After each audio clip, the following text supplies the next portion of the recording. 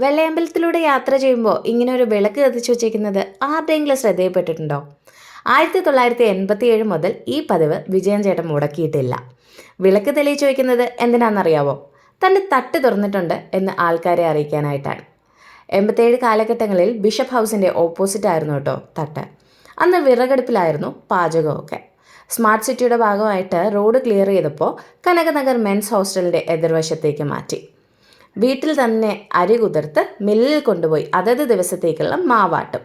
അതുകൊണ്ട് തന്നെ തീരെ പുളിയില്ലാത്ത നല്ല പൂ പോലത്തെ ദോശയാണ് അവിടെ കിട്ടുന്നത്. ഒരുപാട് ഐറ്റംസ് ഒന്നുമില്ല കേട്ടോ. ദോശയും ഓംലറ്റും രസവടയും പപ്പടവും കറികളും മാത്രമേ ഉള്ളൂ. നല്ല നിറവോടെ തരുന്നത് കാരണം നമ്മുടെ വയറും മനസ്സും ഒരുപോലെ നിറയും കേട്ടോ.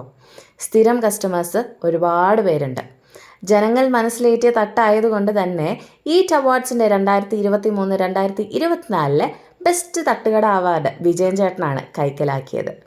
ചായയും കാപ്പിയും കട്ടൻ കാപ്പിയും കട്ടൻ ചായയും ഒക്കെ ഉണ്ട്. എല്ലാ ദിവസവും രാത്രി 7:30 മുതൽ 12:30 വരെ തട്ടുണ്ടാകാറുണ്ട് കേട്ടോ.